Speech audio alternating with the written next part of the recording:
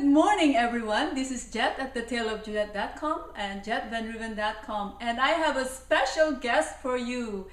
This month, October, is a Women History Month in Canada, and I was asked to interview leaders of the community. And who can I think about the leaders in the community who really made a lot of difference and continue to make a lot of difference in the Surrey community is my friend Narima de la Cruz. Hi, Narima. Hi, Jhet. Yeah, I'm so honored to have you here. We just finished our breakfast, breakfast of the champions. The honor is also mine. Yeah, and Thank so you. Narima, could you? So I know you're a leader, a community leader, and you won an award, the top 25 immigrant award in Canada. In Canada, all over Canada, top 25 women. And she's also heading the SPEEDS, which is, can you say what SPEEDS again is? SPEEDS is a Surrey Philippine Independence Day Society. It's an organization of Filipinos, and we also welcome non-Filipinos in the city of Surrey and nearby cities. So. Yeah, for me, she is really a true leader. You know, Thank you. One day, you know how I met her. I'm going to tell you a little story. What I met her is I passed by a Surrey museum one day, one summer day, and I went there and I thought, wow, I saw a bunch of like a lot of Chinese people, right? And then all of a sudden, in one corner, I saw Narima and the husband and the whole family and some of her friends showcasing cultural artifacts from the Philippines. I said, wow, this lady is something else. So that's what I got to know her. She's really, this is out of her time, volunteer. She's there with her family on, I don't know if it's Sunday. It's a Sunday. It's Sunday, and really showcasing the Filipino. She's really, really, truly Filipino and Canadian. So, Narima, I know, what are you passionate about? I'm passionate about contributing to the community. I guess that sums it up. Everything about it, yeah. My husband would tease me that whenever I'm out there talking to people, he sees how happy I am. I think it radiates. That's something that I really like doing. I am aware of it, but at some point, probably I'm not. But I think people see it in me that whenever I'm out there, I am really, I'm really at my best self. I like doing that. And that was since I was young, so. I see that in you. You're really, for me, you're a true leader. Because I like to also inform you, and if you don't know Narima yet, you've heard about this big typhoon in the Philippines that just happened this year. Is it last year? Last year. Haiyan. And she just mobilized all her friends and organized a fundraising campaign. And guess what? How much she raised? It's 200. No, it's 109. 109,000 for a night. 109,000 for a night. And Narima, what really moved you to organize that big event in such a short notice? Okay, first and foremost, I do believe in giving credit where credit is due. So I'm not the only organizer of that. Of course, yeah. But you're one of the movers and shakers. Yeah, I share that with 3 other organizers. But prior to that, even in 2009, we had a big one for Ondoy, typhoon victim. And we had a bigger one in 2011 for typhoon Sendong. See, and so many of them. Yeah. Those 2, yes, yeah. I was really just the main organizer for those 2. That was really entirely SPEEDS. But this one for Haiyan, now I shared it with 3 other organizers. And I actually told that via a speech when we did typhoon fundraising in 2009, why I am so passionate about fundraising for typhoon victims the moment the typhoon struck. It's not something that I love doing because I don't think somebody will like doing that. It's time I do that, I wish I will never do it again. Well, it's for a good cause, but of course we don't want another typhoon, right? Yes, of course. But I'm a typhoon survivor. Yeah, we all are from the Philippines. I'm literally a typhoon survivor. I've been through being a typhoon victim, losing completely everything when I was young. So it's something personal. Yeah, very personal. It's very personal, close to my heart. I had experience lining up for help, for food, for food bags, and so that's why it's very personal to me. And of course, part of the contribution that I want to give to community is also to give back to motherland, because we are more fortunate here in Canada. Yes, they're very, very fortunate. And what about as a Canadian? What makes you a real Canadian now that you live in Canada? What are you most grateful for? Be Canadian, and what are your what drives you as a Canadian? As a Canadian, yeah. I am very grateful to Canada for the security that is being given us as the immigrants and our family. And I always say that whenever we give back, that we also have to give back to Canada. In fact, that is the main line that I said during the awarding of the top 25 Canadian immigrant. That I think of myself now, no matter how patriotic I am to the Philippines, that I am a Filipino-Canadian. Yes, those two words already. Yes. And that's why whenever we did something for motherland, like for example when we did a typhoon fundraiser, I would always encourage everyone, the organizers, to give it through the Canadian Red Cross instead of sending it directly, because I want Canada to be part of it. Because in the first place, we're able to help because we're given an opportunity here. We have good employment here, we have good life here, so we're able to give back, right? So let's give it back to Canada as well. Give it the opportunity for Canada to be acknowledged as helping the Philippines. So that is one of the priorities that I do have in my personal life, to always consider myself as a Filipino-Canadian, not just as a Filipino, not just as a Canadian, but a combination of those two great cultures. Exactly. That I fortunately have in my life. That's why I so admire you. Thank you. Do you know that I'm one of your fans? Oh,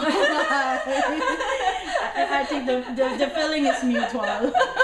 I could have never. I could be one of the members of the Mutual Admiration Club. I always I am a frustrated writer, and I always admire it when I see women who were able to write their own story into a book and being so successful at that, which is where hey, you know what? Let's change the topic. And also, it's really, Narima is a true leader, and she gave so much to the community. And tell us a little bit about your family life. How many kids do you have? I have two. I have Daryl, who just turned 19, and my Glisha is 13, going on 14 soon. They are my greatest blessings. Two beautiful children. Daryl is a gifted child. He's registered with the Gifted Children of Canada. He's very passionate. Just like Mama and Daddy. I have to. He's very passionate. He gives back, and I do believe he's more known than I am now. Yeah. So whenever I go out, before when he was starting to be active in the community, he was 15. He's known to be son of Narima. Wow. But nowadays, it's the other way around. I'm being asked by people, how are you related to Daryl? So I'm now the mom of Daryl. Wow. So you're really raising your son very well. And about Glisha? And Glisha is of course my diamond. I call her my diamond. She's very talented. She sings a lot. She started singing at a very young age, and fortunately she's given opportunity to be out there in mainstream. She's been the chosen singer for the Canada Day Festival every year in Fort Langley, the beautiful Fort Langley. She started singing, leading the O Canada every Canada Day since he was 8, and they never stopped inviting her every single year. Oh, I gotta go to Fort Langley to hear her voice. This year, next year. Yeah, Fort Langley is where it all started. British Columbia was born, actually, in Fort Langley. In Fort Langley. Fort Langley. Right. Yes, so it's a beautiful place. Wow, let's go to the... and of course my husband. Of course, yeah, I was gonna say that. Behind every superwoman is a great husband. And I will show you the picture of Joel later, like when we put this vlog together. But he's actually holding the camera right now. Hi, Joel!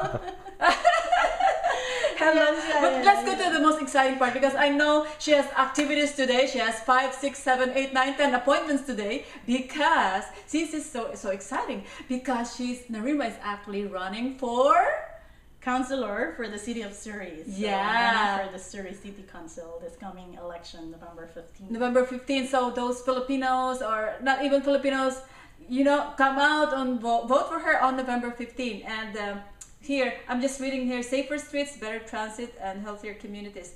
So yeah, those are the Those three. are the three main issues that I will advocate for. I believe those are issues which need urgent actions. Okay, so you said here safer streets. So why safer streets? Why? Safety is the biggest issue in Surrey.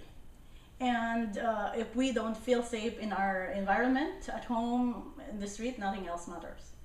Like even if how progressive the city is, if the people don't feel safe, then what's the use of growth, right? Yeah.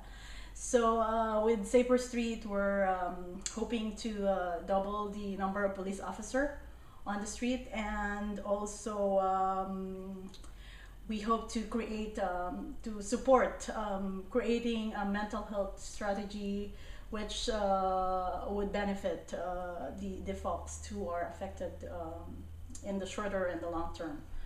And for better transit, Surrey is a big city of more than 500,000 people. More than 500,000 Yes, people. and Wow. we are very much underserved when it comes to transportation. So we hope to have more buses on the street, not just in one particular area, but in different areas in Surrey, and also to have frequent transit services.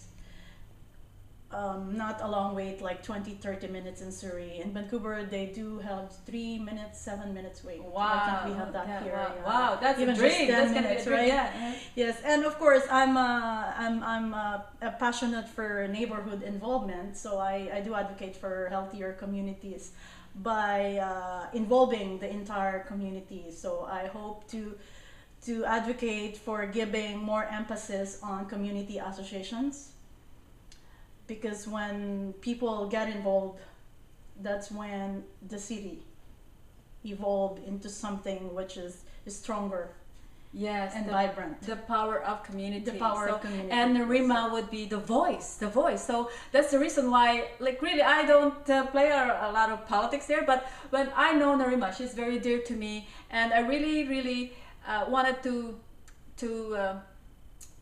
reach out to you, that be the voice. She's the voice. So if you cannot express it, like all these things, safer streets, better transit, and healthier communities, Narima, go out there on November 15 and go out there and really be the voice through Narima. And this is why we need Filipino-Canadian in a council, right, Narima?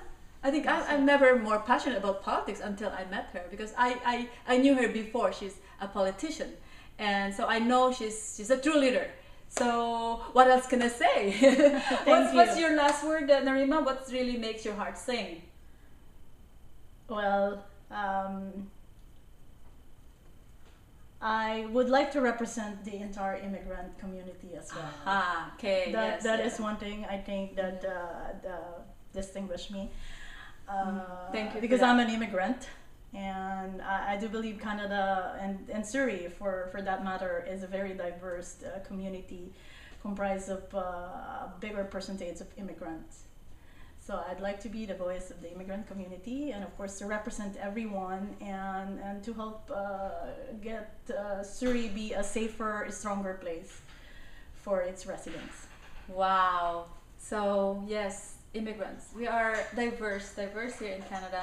And so thank you, everyone. So I hope you remember Narima as a really true leader, and really a voice of the immigrants, of everyone who care about safety, right? Safer, healthier communities. Yes. So thank you, Narima, for this Thank you, opportunity. It's my pleasure, my honor. Yes. Okay. Thank you.